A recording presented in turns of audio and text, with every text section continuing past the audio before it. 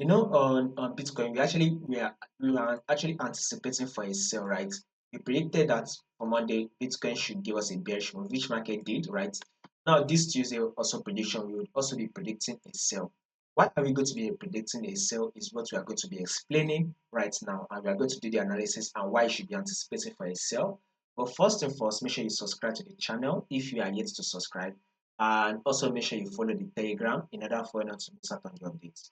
Now, if you take a look at this, your Bitcoin right here, you can see the trend. We are in a downtrend. Market is clearly trending to the downside, right? Now, this is a series of lower low. This is our first low, and here comes the lower high. Now, market was able to drop again to give us a new lower low, and here comes the lower high, right?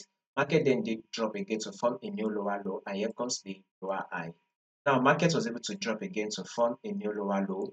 Now, this is our lower high. Market then drop again to form a new lower low, right? And here comes the lower high right here.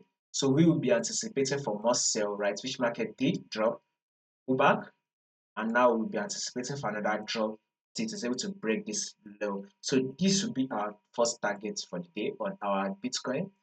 Our target for the day, right, should be a level of 65,000.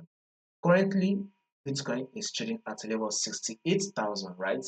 So we should be anticipating for a sell from a level of 68,000 to a level of 65,000. Once Bitcoin drops to a level of 65,000, then I'm going to give you guys an update on what you should be expecting. So above all, a bearish move for today is what we are going to be expecting on Bitcoin. So subscribe in order for you not to miss out on next updates, and also follow the Telegram. You will find the link to the Telegram in the section.